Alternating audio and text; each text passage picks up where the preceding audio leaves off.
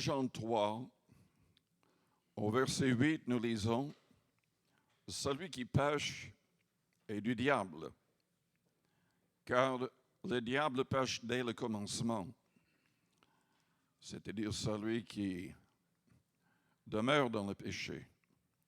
Le Fils de Dieu a paru afin de détruire les œuvres du diable. » Ensuite, dans Jean 10, au verset 9, « Je suis la porte, le Seigneur a dit. Si quelqu'un entre par moi, il sera sauvé. Il entrera et il sortira et il trouvera des pâturages. Le voleur ne vient que pour dérober. Le diable est un voleur. Il vient que pour dérober, égorger et détruire. Moi, je suis venu afin que les brebis aient la vie et qu'elles soient dans l'abondance. Je suis le bon berger. Le bon berger donne sa vie pour ses brebis. » Prions le Seigneur avant d'aller plus loin.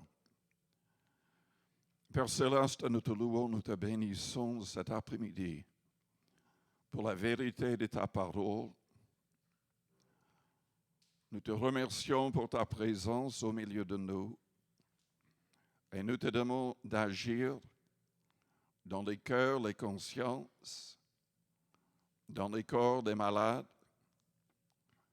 Seigneur, visite-nous, chaque personne ici dans cette salle. Sois glorifié au milieu de nous, au nom de Jésus-Christ de Nazareth.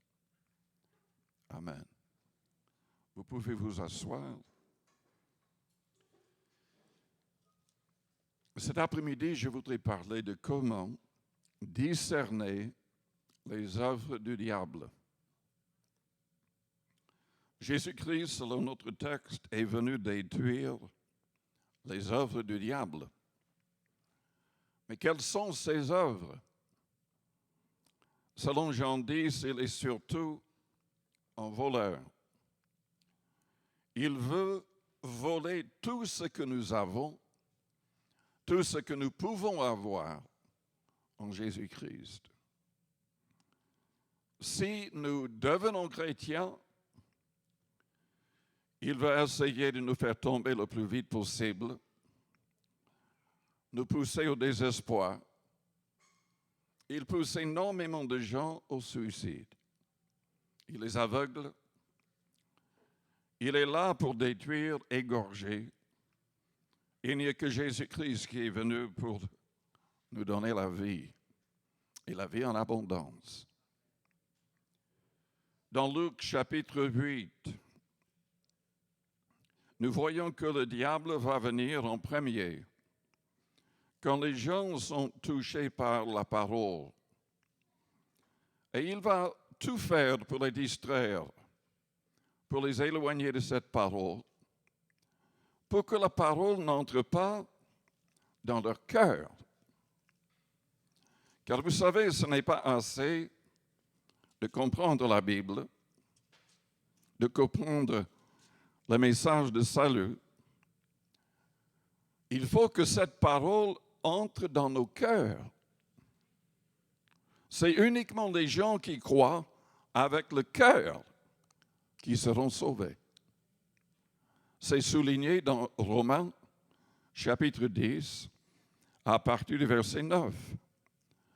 Nous devons croire en Christ, qu'il est mort pour nos péchés, ressuscité pour notre justification, et nous devons le croire vraiment avec notre cœur. La Bible dit que les démons croient, mais ils ne seront pas sauvés. Ils tremblent parce qu'ils sont déjà condamnés. Mais celui qui croit avec son cœur en Christ, ça signifie tout simplement que cette personne aime le Christ avec tout son cœur. Le cœur est le siège de nos émotions, le siège de notre volonté. Et celui qui est réellement au Seigneur soumet sa volonté au Seigneur par amour. Il ne le fait pas par crainte. Souvent, la réalité de l'enfer pousse les gens à chercher Dieu, mais la crainte n'est pas suffisante pour produire une vraie conversion. C'est uniquement si nous aimons véritablement le Christ que nous arriverons à la justice, à une vie sainte. C'est uniquement en aimant le Christ que nous allons mettre ses commandements en pratique. Il a dit dans Jean 14, verset 15, « Si vous m'aimez, gardez mes commandements. Et je prierai le Père, et il vous donnera un autre consolateur, l'Esprit de vérité. » La parole souligne la réalité dans Romains 8 que si quelqu'un n'a pas l'Esprit du Christ, il ne lui appartient pas. À moins d'être conduit par l'Esprit du Christ, nous ne pouvons pas dire que nous sommes véritablement enfants de Dieu. Celui qui aime le Christ va vouloir mettre ses commandements en pratique. Et comme je l'ai dit ce matin, cette personne va trouver que les commandements du Christ ne sont pas pénibles parce que son cœur va les aimer, parce que son cœur bat avec le cœur du Christ. Mais le diable, il fera tout pour éloigner les gens de la parole, de l'Église, des chrétiens, pour que cette parole n'entre pas dans leur cœur. Je vais lire le passage. Romains 8 au verset 13. C'est la parabole du semeur. Je ne vais pas lire tout, mais simplement ce qu'il a dit à partir du verset 11, quand il a expliqué cette parabole. Voici ce que signifie cette parabole. La semence, c'est la parole de Dieu. Ceux qui sont le long du chemin, ce sont ceux qui entendent. Puis le diable vient et enlève de leur cœur la parole, de peur qu'ils ne croient et soient sauvés. Cette parole doit demeurer dans nos cœurs.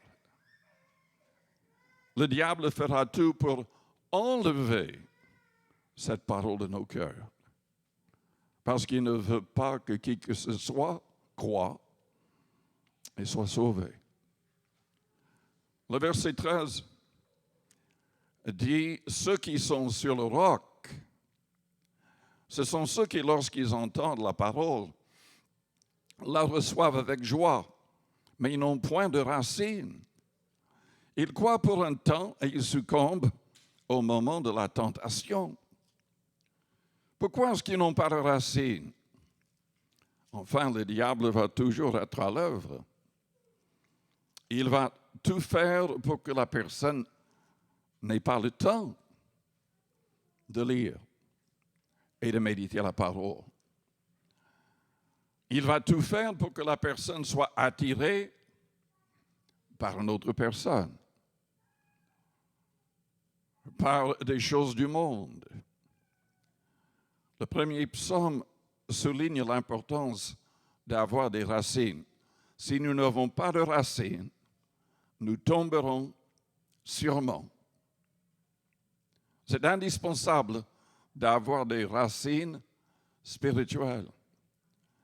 Heureux l'homme qui ne marche pas selon le conseil des méchants, qui ne s'arrête pas sur la voie des pécheurs et qui ne s'assied pas en compagnie des moqueurs, mais qui trouve son plaisir dans la loi de l'Éternel et qui la médite jour et nuit. Mais le diable va pousser les âmes à vouloir lire d'autres livres ou à passer leur temps devant la télé ou devant l'ordinateur. Il va tout essayer. Je l'ai dit dans un autre message. Le diable et ses démons ne sont pas inquiétés par la conversion des gens. Parce qu'ils se disent, nous avons le temps. Oui, ils croient en Christ maintenant, mais nous allons tout faire pour le décourager, pour l'éloigner de l'Église des chrétiens. Nous avons notre plan. Oui, le diable a un plan pour vous. Il va essayer jusqu'au dernier souffle de votre vie de voler votre âme. Et nous devons avoir des racines. Nous devons trouver notre plaisir dans la loi de l'Éternel. Nous devons la méditer jour et nuit. Celui-là est comme un arbre planté près d'un courant d'eau qui donne son fruit en sa saison et dont le feuillage ne se flétrit point. Tout ce qu'il fait lui réussit. Tout. Quand nous suivons les plans de Dieu dans sa parole, nous allons réussir. Mais les personnes qui n'ont pas de racines, ce sont des gens qui reçoivent la parole avec joie. Et combien de personnes est-ce que nous avons vues? Nous les avons baptisés. Ils ont témoigné avec beaucoup de joie. Quelques mois plus tard, 1 ou 2 ans plus tard, on ne les voit plus.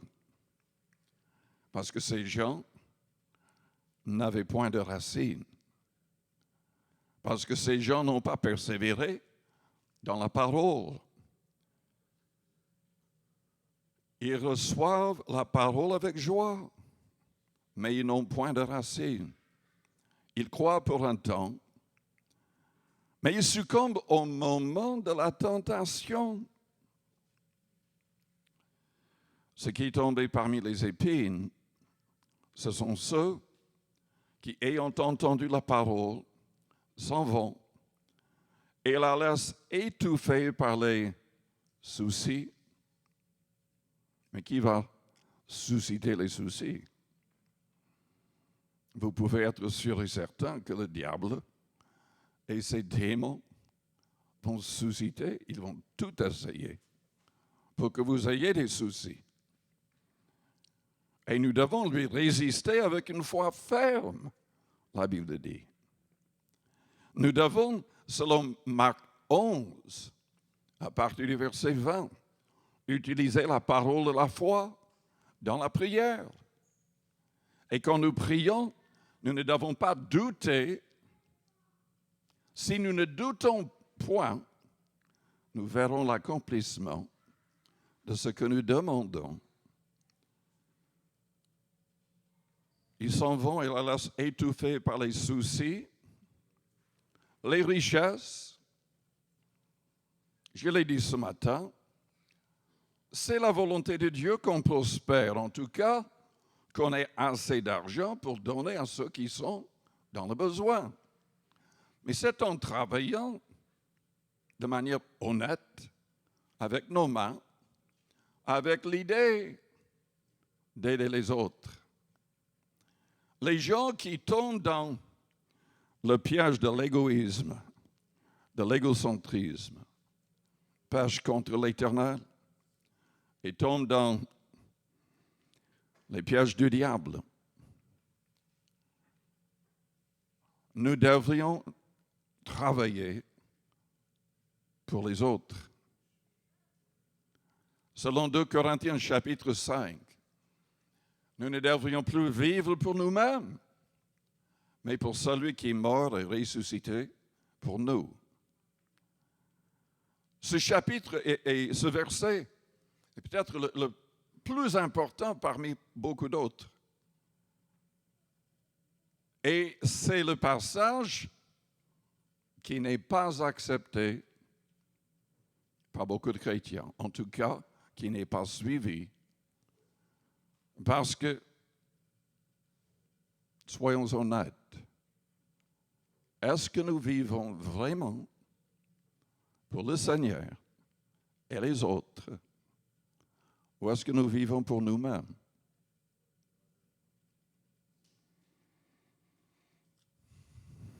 Paul voulait que le jeune Timothée, qui était prédicateur, vive pour le Seigneur. Et dans 1 Timothée chapitre 6, il lui a dit de ne pas se laisser avoir par le désir pour l'argent. Il avait déjà perdu des collègues qu'il avait abandonnés parce qu'il voulait les biens du présent siècle. Il ne voulait pas porter leur croix en servant le Christ. Il a dit à Timothée, si nous avons la nourriture et le vêtement, cela nous suffit. Vous savez, cette mentalité n'est pas dans l'esprit de la majorité des gens à notre époque, mais c'est le message qui est important pour ceux qui veulent vraiment gagner des âmes et bouleverser le monde avec le vrai message de l'Évangile.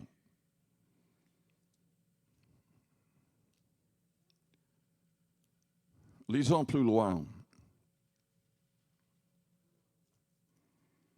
Ils sont troublés par les soucis, les richesses. Le diable va nous tenter. Il va tout essayer. Je vous ai dit que je me suis converti à l'âge de 9 ans. C'était aux même époque où j'ai commencé à jouer de la clarinette. Et j'ai dit au Seigneur, si tu m'aides à jouer bien, je jouerai uniquement pour toi. Je ne jouerai pas dans le monde pour de l'argent. Je jouerai uniquement ce qui va te glorifier.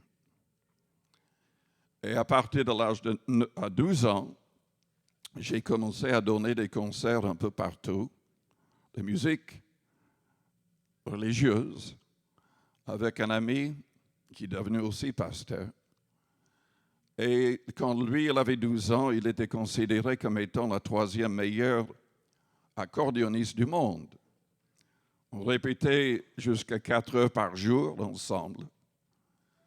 Et on était invités partout. On a joué même devant des foules allant jusqu'à 50 000 personnes au Canada. Mais le piège, c'est quand on joue bien, le monde peut vous tenter. Et on nous a contactés, nous a offert beaucoup d'argent pour jouer des choses pour le monde. Nous avons refusé. Mais beaucoup de gens ne refusent pas. Je connais beaucoup de gens qui chantaient pour le Seigneur, qui sont devenus même assez célèbres, mais après un certain temps, tentés par le monde, ils ont basculé et ils ne servent plus le Seigneur, ils ne sont plus avec le Seigneur. Le diable, il va tout essayer. Il a les plaisirs de la vie. Pas forcément des plaisirs mauvais. Peut-être des choses complètement légitimes. Mais des choses qui vont nous empêcher de trouver le temps de servir le Seigneur. Dieu veut que nous ayons le discernement pour connaître les choses les meilleures selon son plan. Qu'est-ce que nous allons choisir? Le piège, selon le verset 14, c'est que ces choses-là vont empêcher le croyant de porter du fruit qui vient à la maturité. Et selon Jean 15, nous devons porter du fruit ou nous serons éloignés du Seigneur. Le Seigneur est patient. Il a parlé d'un olivier qui ne portait pas de fruits. Le maître disait, mais coupe-le. Le serviteur, qui est symbolique du Seigneur Jésus-Christ, a dit, non, donne-moi le temps. Donne-moi encore 3 ans. Je ferai le nécessaire pour que l'arbre porte du fruit. Je vais en prendre soin. Mais si, après les 3 ans, il n'y a pas de fruit, je le couperai. Jésus en parle dans Jean 15. Nous pouvons être éloignés de Dieu parce qu'on ne porte pas de fruit. Nous devons porter le fruit de l'esprit. Selon Galates 5, et peut-être que je devrais lire la liste, mais il y a aussi le fruit du juste. Selon Proverbe 11, verset 30, c'est le fait de gagner des âmes et de s'occuper des âmes. Le sage s'empare des âmes. Et évidemment, pour prendre soin des âmes, pour gagner des âmes, nous devons porter le fruit de l'esprit, qui, selon Galates 5, au verset 22, est, enfin la Bible dit, mais le fruit de l'esprit, c'est l'amour, la joie, la paix, la patience, la bonté, la bénignité, la fidélité, la douceur, la maîtrise de soi. Verset 24 dit, ceux qui sont à Jésus-Christ ont crucifié la chair avec ses passions et ses désirs. Lisons dans Luc au chapitre 14. Qu'est-ce qui est nécessaire pour être un vrai disciple? Selon le verset 26, pour venir au Christ, nous devons l'aimer plus que notre père, notre mère, notre femme, nos enfants, nos frères, nos sœurs. Nous devons l'aimer plus que notre propre vie. Sinon, on ne peut pas être son disciple.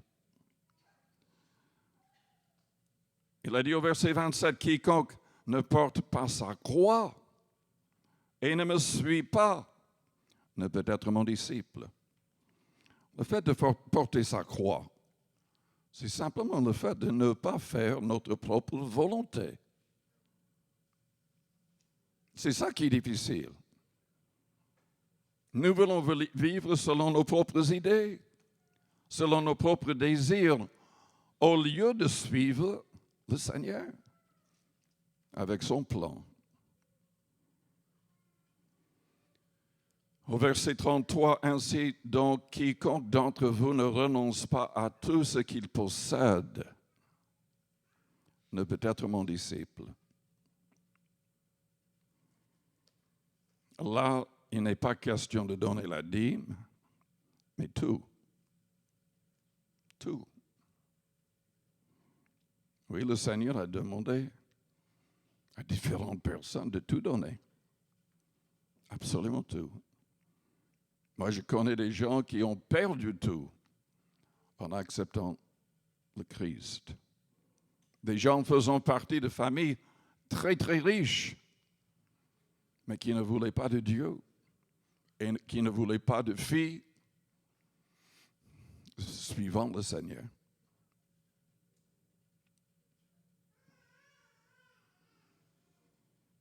Revenons à Luc 8.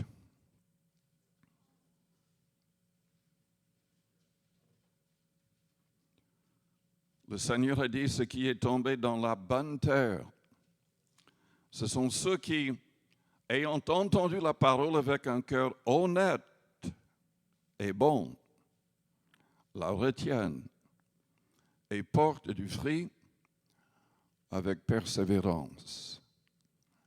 Vous savez, il y a énormément de gens qui lisent la Bible de manière malhonnête. Il y a des gens qui cherchent des passages, qui tordent les passages pour que ça semble être en accord avec leurs idées perverses. Nous devons porter du fruit avec persévérance. Vendredi, j'ai parlé de l'importance de la persévérance. L'Église primitive, dans Acte 2, voyait énormément de miracles, énormément de gens convertis quand il y avait cette persévérance.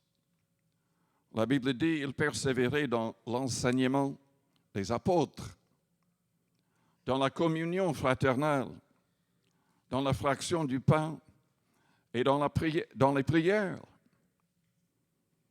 En fait, ils allaient tous les jours au temple. Et ils étaient dans les maisons tous les jours, parlant du Seigneur, mangeant ensemble, priant ensemble.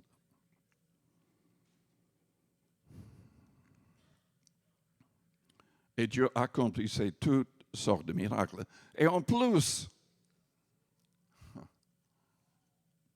les apôtres n'avaient pas besoin de parler de la dîme, parce que de manière spontanée, beaucoup donnaient tout, absolument tout. Ils mettaient tout en commun pour une raison précise. Les 3000 âmes qui se sont converties le jour de la Pentecôte n'étaient pas de Jérusalem. Ces gens se sont arrêtés parce qu'ils étaient étrangers à Jérusalem pour la fête juive de la Pentecôte.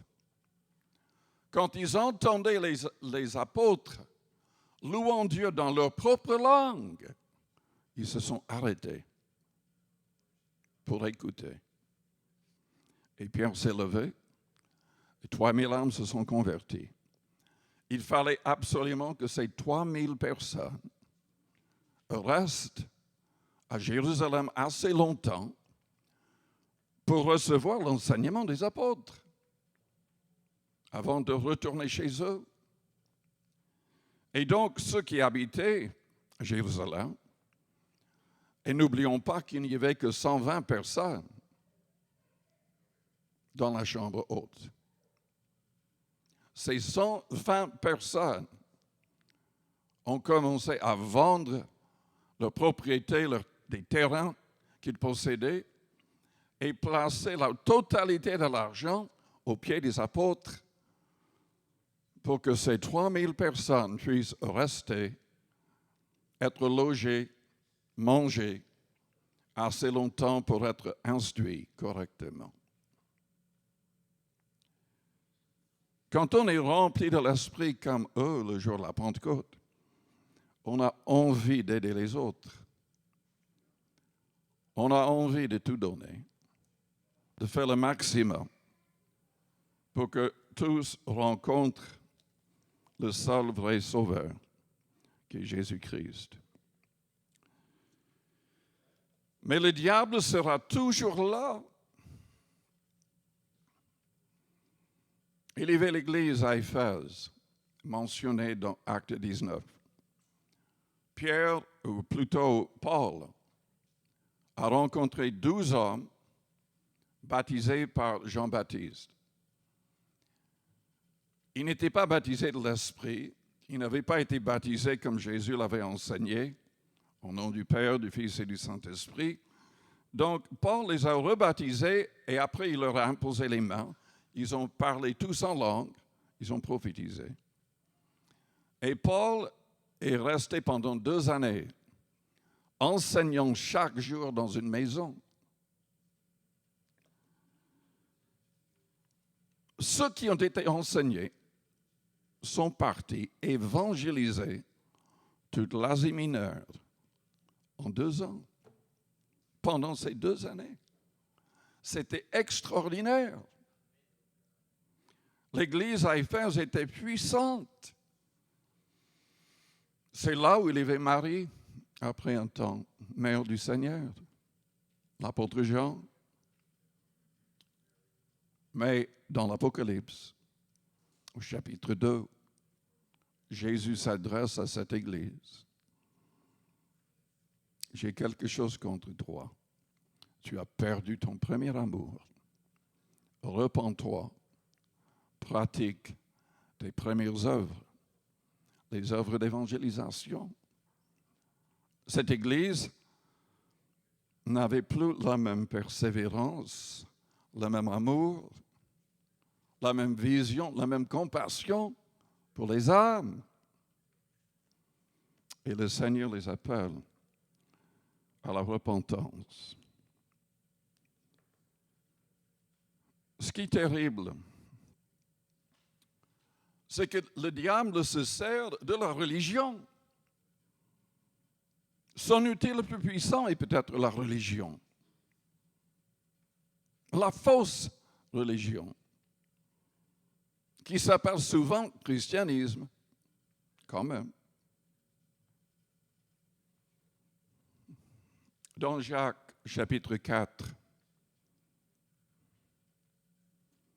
nous voyons la clé pour vaincre le diable. Nous devons nous humilier devant Dieu, parce que c'est lui seul qui peut nous garder debout. Au verset 6, la Bible dit « Dieu résiste aux orgueilleux, mais il fait grâce aux humbles. Soumettez-vous donc à Dieu. » C'est ça la clé. Comment est-ce qu'on se soumet à Dieu? On se rend compte que nous ne pouvons rien faire sans lui. Nous ne pouvons rien faire sans cette parole. Si vous demeurez dans ma parole, vous êtes mes disciples. Vous connaîtrez la vérité et la vérité vous affranchira. Se soumettre à Dieu, c'est prendre le temps de prier. Jésus a dit, veillez et priez afin de ne pas tomber dans la tentation. C'est le fait de jeûner. Paul parle du fait qu'il jeûnait souvent. Jésus a dit, parlant à ses disciples, après avoir chassé un démon, il a dit, cette sorte de démon ne sort que par le jeûne et la prière. Lisez Ésaïe 53, la liste des promesses pour les gens qui jeûnent. Tout cela, c'est se soumettre à Dieu. C'est le fait de venir régulièrement aux réunions de l'Église. Le fait de rester en contact avec d'autres croyants, les exhortant et acceptant d'être exhortés. Lisez Hébreux 3 et Hébreux 10. La Bible dit dans ces deux passages qu'énormément de gens vont être éloignés de la vérité et du ciel parce qu'ils négligent cela. C'est tellement important. Et je vous pose la question, est-ce que vous dépendez pleinement du Saint-Esprit? C'est ça, se soumettre à Dieu. Est-ce que vous avez même fait l'expérience de la Pentecôte? Le parler en langue est quand même le signe qu'on est baptisé du Saint-Esprit. C'était le signe reconnu par Pierre dans la maison de Corneille. Tous ont parlé en langue. Dans les Actes des Apôtres, ce n'est pas mentionné pour les personnes en Samarie, mais Simon le magicien a offert de l'argent à Pierre pour qu'il ait le pouvoir d'imposer ses mains pour que les gens soient baptisés de l'Esprit. Et Pierre lui a dit, tu n'as ni part ni lot dans cette affaire. Et le mot pour affaire, traduit par affaire, est logos, qui signifie en fait cette parole. Paul parlait en langue, tous parlaient en langue. Paul a dit, je veux que vous parliez tous en langue. Et encore que vous prophétisiez. Tout cela, chercher sa face pour recevoir, c'est se soumettre à Dieu. Mais Jacques continue en disant, résistez au diable et il fuira loin de vous. Résistez tout ce que vous voulez. Ça ne marchera pas si vous n'avez pas fait ce que je viens de dire avant, ce que Jacques a dit avant. On doit en premier se soumettre à Dieu. Sinon, on n'aura pas la force pour résister au diable. Approchez-vous de Dieu et il s'approchera de vous. Nettoyez vos mains, pécheurs, purifiez vos cœurs, hommes irrésolus, sentez votre misère, soyez dans le deuil et dans les larmes, et que votre rire se change en deuil et votre joie en tristesse. Humiliez-vous devant le Seigneur et il vous élèvera. C'est la force qui vient du Seigneur qui nous gardera debout. C'est la force qui vient du Seigneur qui fera fuir le diable. Le diable va se servir de la religion, de l'orgueil des hommes. On n'a que lire la 3e lettre de l'apôtre Jean. Ça peut faire tomber n'importe qui, l'orgueil. Nous devons être sur nos gardes et rester humbles devant Dieu. Peut-être qu'on a bien étudié la Bible, on croit tout savoir. On doit rester humble car Dieu seul peut nous garder debout. Peu importe ce qu'on connaît. Selon la 3e lettre de Jean, un des responsables des églises est tombé dans l'orgueil, tellement aveuglé par l'orgueil qu'il voulait toujours avoir la première place. Il ne voulait pas, même pas permettre que les apôtres viennent dans son église. Parce que c'est lui qui voulait toujours parler. C'était lui qui voulait toujours donner les conseils. Et il est allé jusqu'à parler même contre Jean en tout cas. Et les gens qui voulaient dans l'Église recevoir d'autres, et les apôtres, il les a chassés de l'Église. Vous vous rendez compte comment l'orgueil peut aveugler les gens? Et le diable va tout faire pour nous séduire, pour nous tromper avec de fausses doctrines. Dans 2 Corinthiens, au chapitre 11, je l'ai lu vendredi. 2 Corinthiens, chapitre 11. Il y avait de super apôtres, entre guillemets, qui venaient dans les églises que Paul avait commencées. Ils avaient un message plus complexe. Et Paul dit, de même que le serpent séduisit Ève par sa ruse, je crains que vos pensées ne se corrompent et ne se détournent de la simplicité à l'égard de Christ. Et ensuite, il parle de ces gens, et il dit carrément que ces gens prêchaient un autre Jésus, qui n'était pas le vrai. Un message qui n'était pas vraiment le message de Christ. Et sous les mains de ces gens-là, les croyants recevaient un autre esprit qui n'était pas le Saint-Esprit. Et en fait, c'était un faux évangile. Un faux évangile. N'oublions pas ce que Galates, chapitre 1er, dit. Si on change le message de l'Évangile, même un peu, si les apôtres revenaient avec un autre Évangile, si un ange du ciel venait avec un autre Évangile, Paul a dit qu'il soit anathème, maudit, damné pour l'éternité. Selon Jean, dans 2 Jean, chapitre 1er, au verset 9, il a dit, si quelqu'un ne demeure pas dans la doctrine du Christ, mais va plus loin, cette personne n'a point d'ego. Nous ne pouvons pas inventer des doctrines. Nous ne pouvons pas inventer des pratiques pour l'Église qui ne sont pas dans le Nouveau Testament. Selon Jude, chapitre 1er, au verset 3. Je vais le lire. Bien-aimés, comme je désirais vivement vous écrire au sujet de notre salut commun, je me suis senti obligé de le faire afin de vous exhorter à combattre pour la foi qui a été transmise aux saints une fois pour toutes. Ce que nous avons dans le Nouveau Testament ne peut pas être changé en aucune manière. Selon 1 Corinthiens chapitre 15, les premiers versets, même si on change les termes utilisés par les apôtres, on risque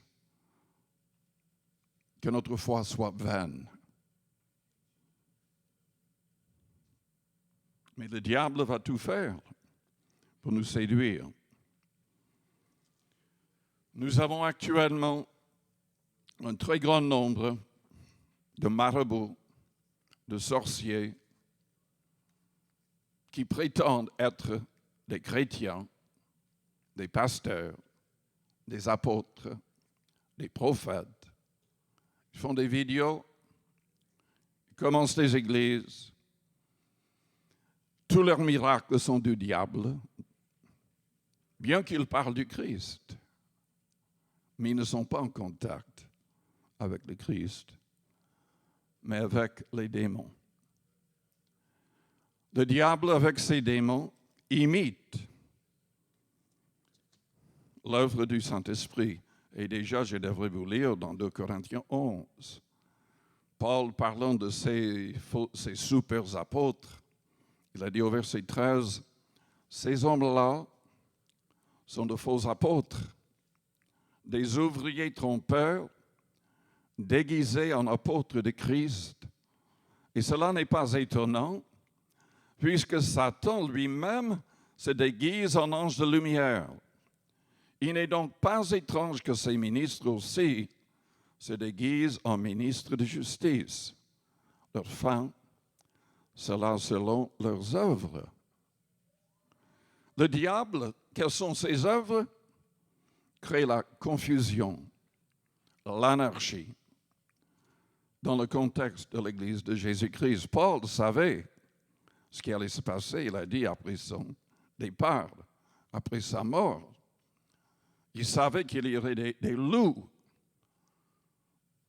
qui allaient complètement disperser le troupeau.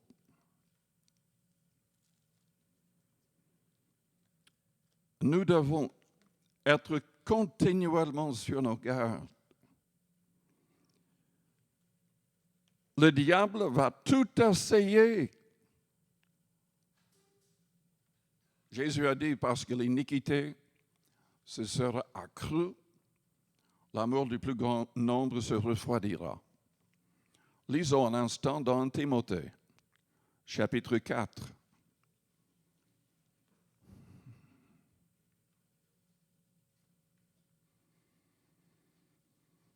L'Esprit dit expressément que dans les derniers temps, quelques-uns abandonneront la foi pour s'attacher à des esprits séducteurs et à des doctrines de démons. Par l'hypocrisie de faux docteurs portant la marque de la flétrissure dans leur propre conscience, prescrivant de ne pas se marier et de s'abstenir d'aliments que Dieu a créés pour qu'ils soient pris avec action de grâce par ceux qui sont fidèles et qui ont connu la vérité. Nous savons que l'Église catholique a été trompée. Les prêtres catholiques, enfin, on ne peut pas être prêtre si on se marie. Selon la Bible, c'est une doctrine des démons.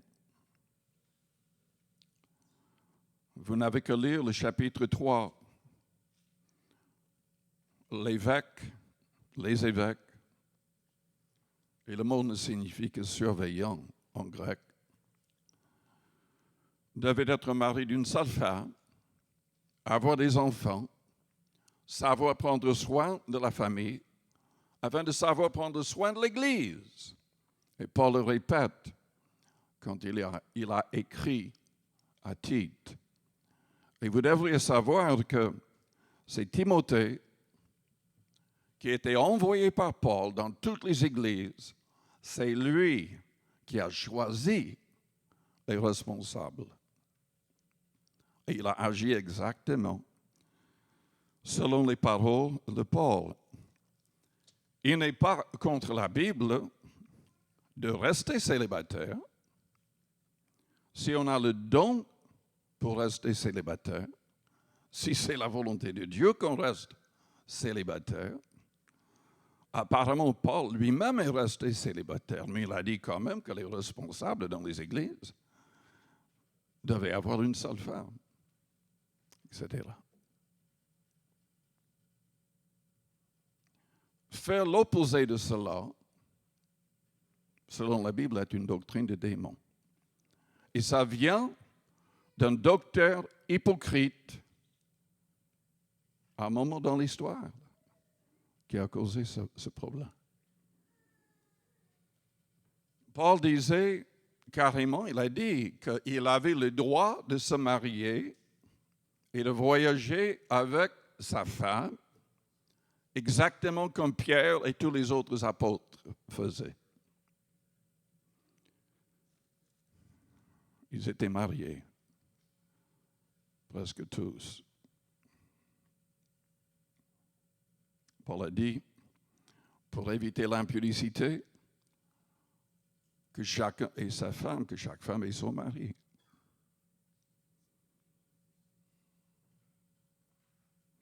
Et le diable veut falsifier la parole de Dieu, veut tordre le sens de la parole.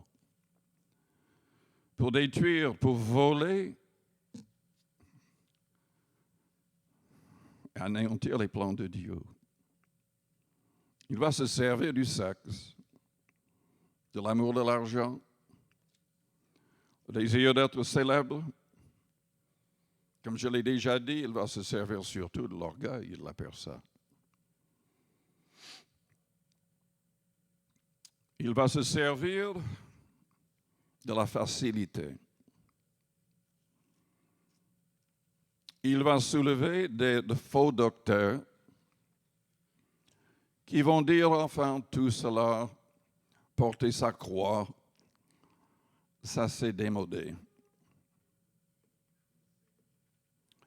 Selon 2 Timothée chapitre 4, dans les derniers temps, la majorité des croyants, au lieu de suivre le chemin du Christ, vont se laisser avoir par les faux enseignants. Paul a dit à Timothée, je t'en conjure devant Dieu et devant Jésus-Christ, qui doit juger les vivants et les morts, et au nom de son apparition et de son royaume, prêche la parole, insiste en toute occasion, favorable ou non, reprend, censure, exhorte avec toute douceur et en instruisant, car il viendra un temps où les hommes ne supporteront pas la saine doctrine, mais ayant la démangeaison d'entendre des choses agréables, ils se donneront une foule de docteurs, selon leur propre désir, détourneront l'oreille de la vérité et se tourneront vers les fables. Mais toi, sois sobre en toutes choses, supporte les souffrances, fais l'ordre d'un évangéliste, remplis bien ton ministère. Pierre a dit, le diable est comme un lion rugissant, cherchant qui il dévorera. Résistez-lui avec une foi ferme. et comprenant, il va perdre. J'ai écouté quelques vidéos récemment et j'ai appris des choses que je ne savais pas. Je n'ai pas le temps d'en parler maintenant. Mais il y a énormément de gens qui suivent le diable consciemment. Consciemment. Et ils sont des chefs des gouvernements dans le monde entier. Ils croient que le diable est Dieu.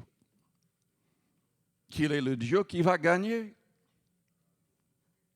Ils le préfèrent évidemment parce que le diable permet qu'on peut tout faire selon ses propres désirs. Ce qui est terrible, c'est que selon l'Apocalypse 20, au retour du Christ, le diable sera enchaîné. Il sera dans les chaînes pendant 1000 ans. La Bible dit que Christ va régner sur la terre pendant ces 1000 ans avec les personnes qui ont été fidèles toute leur vie, marchant avec lui, les vrais croyants. Mais après ces 1000 ans, Satan sera relâché. C'est au chapitre 20 au verset 7. Quand les 1000 ans seront accomplis, Satan sera relâché de sa prison. Et il sortira pour séduire les nations qui sont aux quatre coins de la terre, Gog et Magog, afin de les rassembler pour la guerre. Il faut que vous sachiez que Gog et Magog, c'est la Turquie, où se trouvent les 7 églises mentionnées dans l'Apocalypse. Mais il s'agit, à la fin des temps, ici, après les 1000 ans. Le diable va rassembler ces nations pour la guerre. Leur nombre est comme le sable de la mer. Et ils montèrent sur la surface de la terre, et ils investirent le camp des saints et la ville bien-aimée, Jérusalem. Mais un feu descendit du ciel et les dévora. Et le diable qui les séduisait fut jeté dans les temps de feu et de soufre, où sont la bête et le faux prophète. Et ils seront tourmentés jour et nuit au siècle des siècles. Pour moi, c'est inimaginable. Mais après 1000 ans de règne du Christ, beaucoup de gens vont se laisser séduire de nouveau par l'adversaire et seront détruits avec lui. En fait, tous qui n'auront pas leur nom écrit dans le livre de vie seront jetés dans le même étang de feu, selon la fin du chapitre. Terrible. Moi, je veux la vie que Jésus-Christ offre. Moi, je sais que lui, il va gagner. C'est déjà prophétisé. Il a déjà accompli plus de 300 prophéties à la lettre. Tout ce qui est écrit s'accomplira à la lettre. Je vous invite à fermer vos yeux, à courber vos fronts. Avec les yeux fermés, les fronts courbés. Je vous demande d'être honnête avec vous-même. Est-ce que vous êtes en train de suivre le Christ selon la parole? Est-ce que vous vivez pour vous-même ou pour le Christ? Est-ce que vous avez reçu son esprit? Marchez-vous selon son esprit pour ne pas accomplir les œuvres de la chair? Êtes-vous en train de porter du fruit? Peut-être que vous êtes là et vous dites, je me rends compte, je ne suis pas un vrai disciple du Christ. mais je veux être un vrai disciple. Je ne veux pas être trompé par l'adversaire, aveuglé par l'adversaire. Je désire être sauvé. Priez pour moi. Merci. Faites-moi signe si vous. Merci. Merci. Je vous invite à vous lever. Si vous avez besoin de prière, venez vers le devant. Venez vers le devant. Et nous prierons pour vous avec l'imposition des mains, comme Jésus l'a demandé.